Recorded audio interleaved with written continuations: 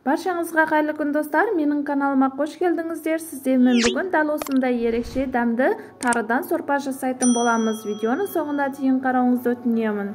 Бізге фарш керек болады, тары, пияз және тұз, жира, қара бұрыш керек болады. Ең алдымен тарымызды жақсылап жуып, ыдысымызға саламыз және суымызды құйып, газға қойып қоямыз.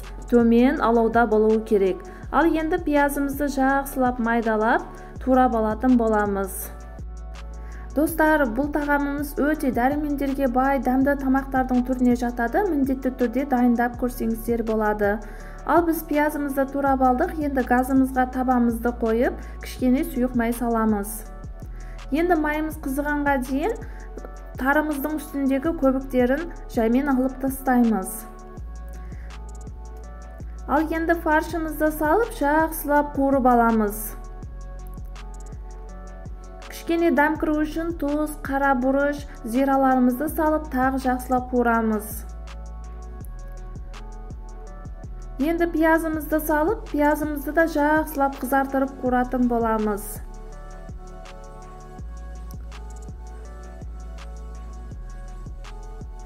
Пиязымызды да жақсылап қызартырып қуырып алдық. Дәл осындай қып-қызыл болады. Енді қайнап тұрған тары сорпамызға саламыз.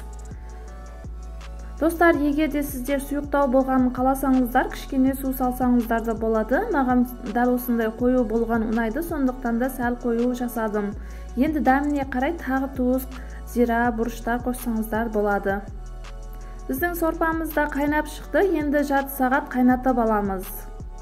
Оған дейін біз ішіне салатын қаймағымызды дайындаймыз. Бізге дәл осындай үйдің қаймағы мен 20% сметана керек болады.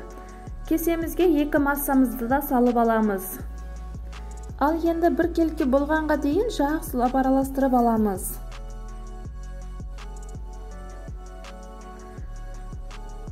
Қаймағымызды араластырып алдық, енді сорпамызды аламыз.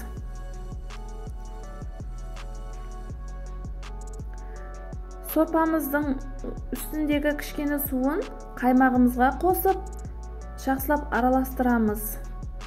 Қаймағымызды бірден сорпаға қосатын болсақ, сорпамыздың түсі әдемі болмай қалуы мүмкін, сондықтан да кеседе жақсылап араластырып аламыз. Тағы сорпамыздан құйып, жақсылап араластырамыз. Ал енді сорпамызға қосамыз. Қонақ келген кезде де жасасаңыздар болады. Ұялтырмайтындай өте дәмді, ерекше тағамдың түріне жатады. Міндетті түрде дайындап беріңіздер. Және балаларыңызда сүйіп ішетін өте керемет дәмді сорпа болады. Достар, менің каналымда әртүрлі тағамдардың түрлері, десерттер, салаттар, пирогтардың рецептері бар. Міндетті түрде кіріп көрсеңіздер болады.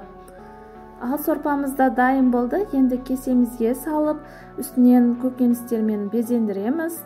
Енді дастарханға тартсаңыздар да болады. Достар, сіздерге видео ұнаған болса, менің каналыма жазылып, лайк басып, комментария жазуды ұмытпаңыздар. Және қоңырауша белгісін де басып қойыңыздар. Сонда менің соңғы шыққан видеоларымды біріншілерден болып көретін боласыздар.